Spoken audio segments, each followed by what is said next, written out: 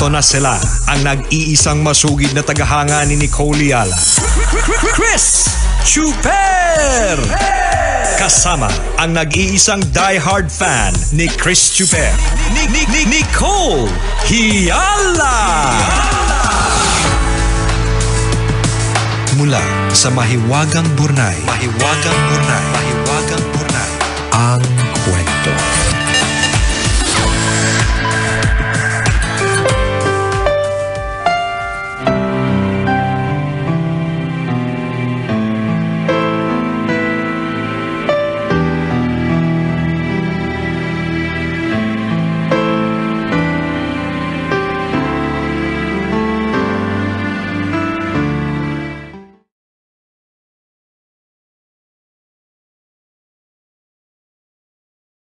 Dear Nicole and Chris, itago niyo na lang ako sa pangalang Rika.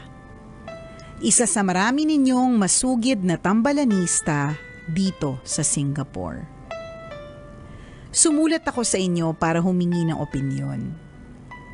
Naguguluhan kasi ko tambalan. Hindi ko alam kung tama ba itong nangyayari sa love life ko o mali. Bilang mga eksperto naman kayo sa usaping pag-ibig, wala akong kaduda-duda na mabibigyang linaw ninyo ang kaguluhan sa puso at isip ko. Ganito po kasi ang kaganapan. First boyfriend ko si Nike. Dito kami sa Singapore nagkakilala. Office mates kami. Gaya ng maraming relasyon, kaibigan muna hanggang nagkaibigan. Sa loob ng maraming taon, akala ko we had the perfect relationship. Yung relasyong pinapangarap lang na marami at kinaiinggitan ng ilan. Ang dami na naming plano sa hinaharap. Kumbinsido kaming pareho na sa kasalan mauuwi ang lahat. Pero totoo nga ang sabi nila. Some good things never last. Isang araw nahuli kong may ibang babae si Nike. Nung una, nabilib muna ako sa galing niya magtago. Kasi kahit minsan, hindi ko naramdaman na hindi ako espesyal. Akala ko talaga, ako lang. Dalawa pala kami. Hindi ko kaya na may kahati sa pag-ibig kaya nakipaghiwalay ako. Pikit mata kasi mahal na mahal ko pa. Isip ko ang pinagana ko. Hinayaan ko ng madurog ang puso ko ng pira-piraso. Habang pinagdaraanan ko ang masaklap na yugto ng buhay kong ito, dinamayan ako ni Jace. Best friend siya ni Nike kaya naging close ko na din. Lagi kasing sabit sa mga lakad namin. Kasundo ko si Jay sobra at naging best friend ko na din. Sabi ko nga sa kanya kung may isang magandang naidulot sa akin ang relationship ko with Nike, yun ay naging kaibigan ko siya. Nung una, iniyakan ko siya.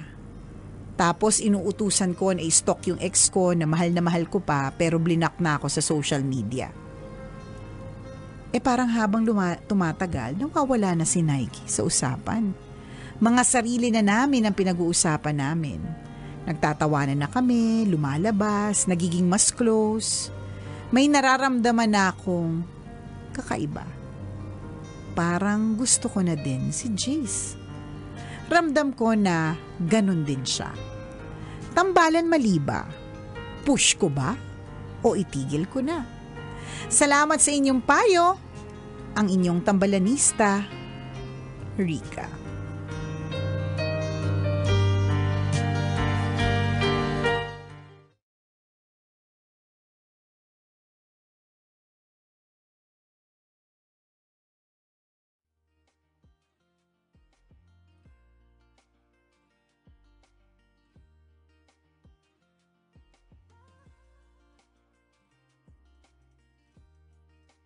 Ako para sa akin, go lang ng go. 'Di ba? Sayang yung pwedeng matikman diyan.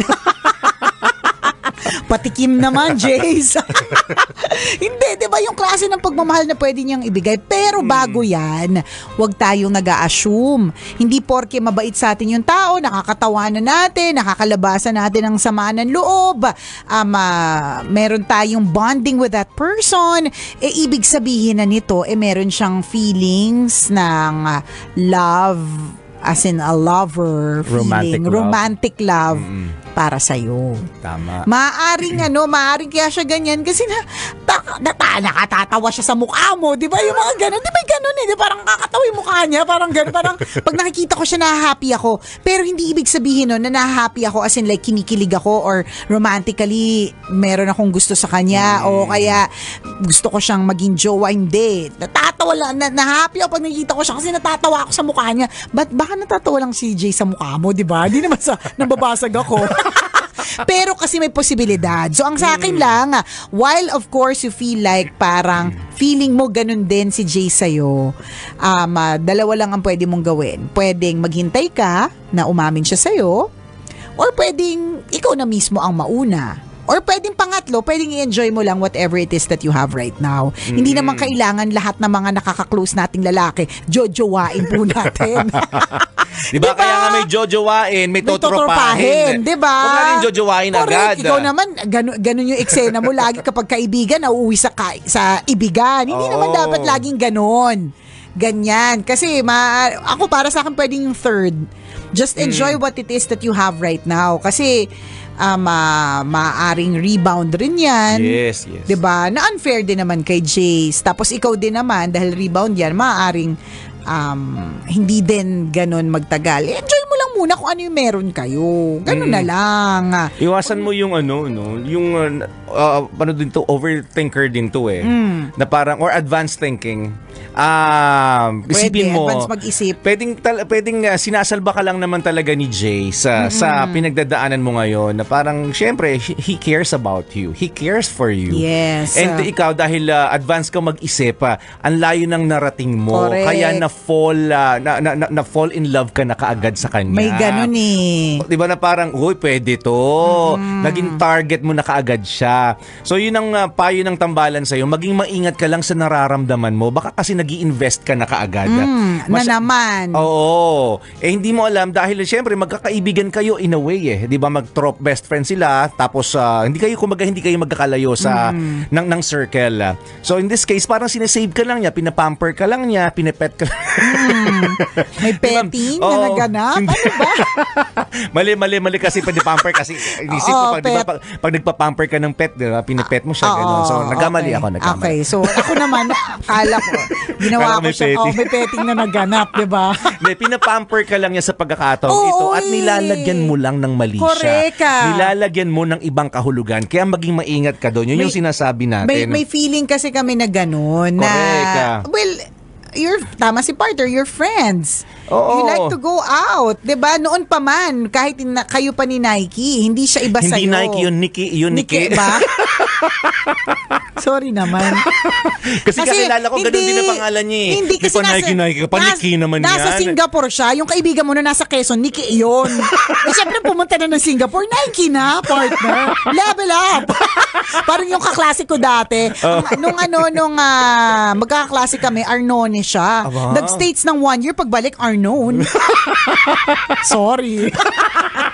Kinorek yung totoo, teacher. biglang nababago. Biglang naging Arnone. Arnone ka since prep. Ano ba? Yung mga kalaro natin yung Noemi, di ba? Huy, Noemi! Tara diba? na, maglalaro na tayo. Hindi kayo lang naman yung Noemi tsaka Pamela. Naomi talaga yun. Hindi ko talaga mag-gets yung mga taong Noemi. Noemi talaga yun. Nasali kami Noemi. Pag-uwi niya na po ng galing Maynila, nag-aral lang sa FEU. Pag-uwi niya na naging Naomi na. Naomi naman kasi talaga. Sabi Naomi na, huy, Noemi, tawag namin sa'yo noon pa man. Huwag ka nga. Tsaka yung ano pa ba mga pangalan? Si Claudine. Dati naman Claudine yan Yung mga bata pa tayo, Claudine ka lang naman I'm Claudine. Diba? Ako parang ako dati, Adrian nga tawag sa akin ng mga tao eh. Diba? Nakapag-Maynila lang, Adrian na. Pag nagpapakilala, ako nga pala si Adrian. Uy, Adrian ka dati, di ba? Di ba? Ganun. No? So Nike ka nga, Nike na siya kasi nga, inaayon ko naman yung pagbabasa ko ng pangalan sa lugar na nasan siya. Andun siya sa Singapore, partner. So, May Nike. Merlion doon. So, kailangan Nike. Sa bagay, pag dito sa atin, Leon eh. So, doon Merlion. Merlion. So, Nike. Yun. Lion, long I. Ganun. Nike, Merlion. Oh, ganun, match. Huwag mo nga kini-question yung mga English skills ko. Okay naman, Oh, okay di naman. ba yung kaibigan mo si Nikki? Kasi nasa ano pa, gus-gusing bata pa siyang may uhog. Sa bandang Nikki. Quezon, oh. Nag-level up na yung life niya. Oh, sige, Nike na sige, siya. sige. Maganda naman pangalan, Nike. Oo, Nag-improve yan. ang buhay. Improve, ganun. Ganun naman, dapat lagi tayong nagle-level up, di ba? Yan. Oh, ayan. So, ingat ka lang. Magkakaibigan kayo sa madaling salita. Oo. Si Nike, si Jay. So, hindi bago yung nagtatawanan, hindi bago yung magaan ng loob sa isa't isa. So, wag na munang lagyan ng meaning. Yun nga it's either, number 1, you wait kung meron mang feelings. Number 2, kung atat na atat ka na, G ka na namang jumowa, edi ikaw na ang magsabi na nararamdaman mo, hindi lang natin alam ang consequence. Or third, just enjoy what it is that you have right now. 'Di ba? While also healing at the same time. Correct ka. Ganun. Matuto ka sa kwento ng mga asyumera.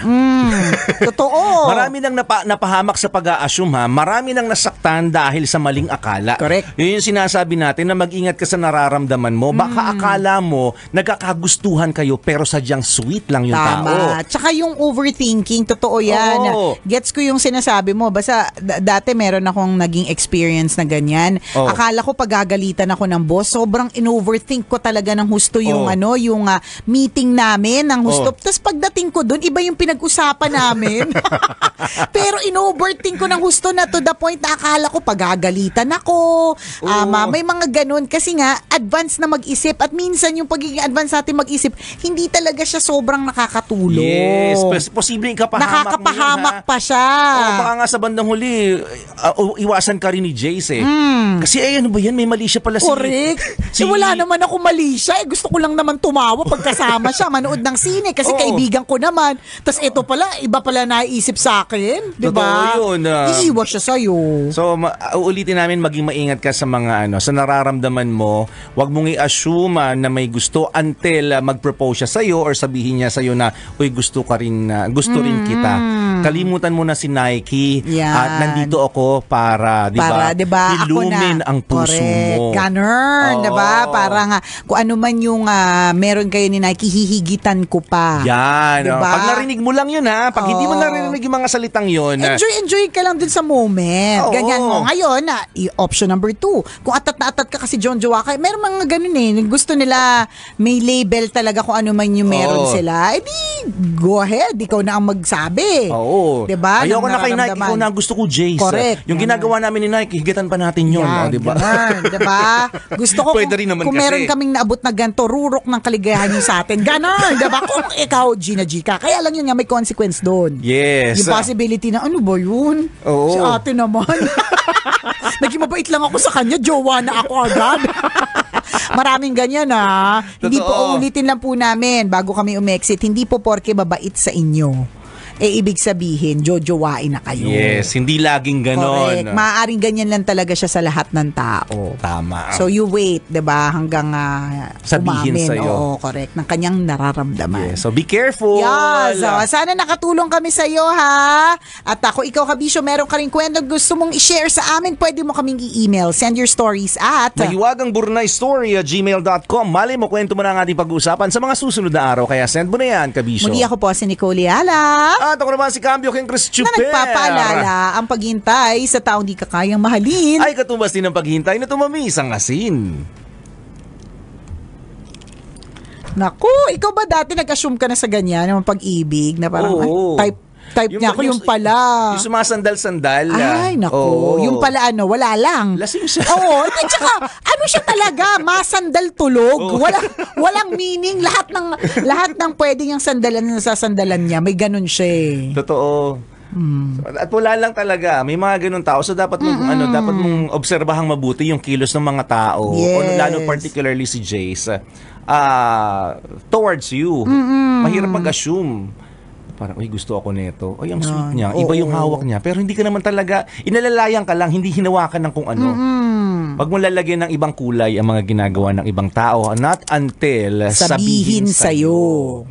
Para hindi ka Ganun. napapahamak. Totoo na nangyari na yun sa akin dati. Anong ginawa sa'yo na inassume mo, hinawakan ka ba sa braso? Ay, hindi, lagi niya ako... Hinipan ang likod ng tenga mo. Ay, hindi naman umabot Sabi mo sa... kasi may sabi, may tutulihipan ko. O di naman kayo may lumimbaw na dandruff. Oo. Kasi ikaw naman akala mo, Oh, parang grabe. ipagnanasa na siya. Oo, kasi ang init, 'di ba? Parang ganoon. Ano pa naman 'yan? Yung leeg talaga, ano 'yan? Basta ganoon, 'di ba? Oo. Ganon din, pero totoo, meron akong naging ganyan na experience. Akala ko, kasi lagi niya ako nakausap, tapos may feeling ako na type niya talaga ako, ganyan, mga ganon. Ayun, feeling ko lang. Yung pala kaya niya Kasi pala... lagi ka lang niyang kinakausap. Oo, lagi niya akong kinakausap na parang pwede namang iba yung makausapin niya, tapos ako yung kinakausap niya. Kasi nga, nilagyan ko na mali siya. Diba?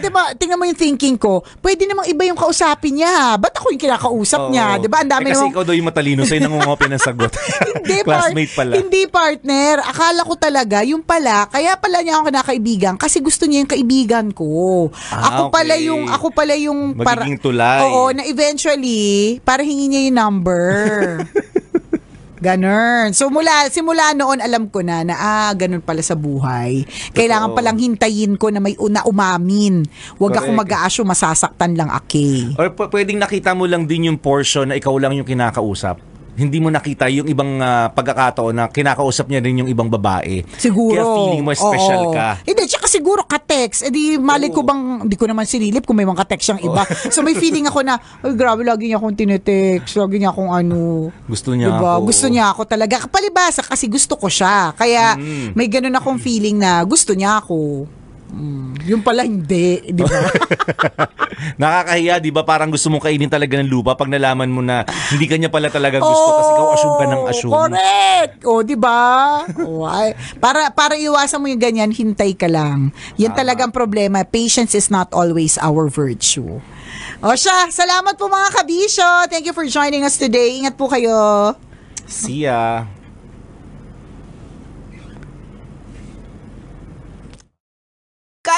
Kailangan pa bang i-memorize yan?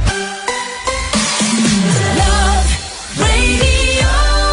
Basic!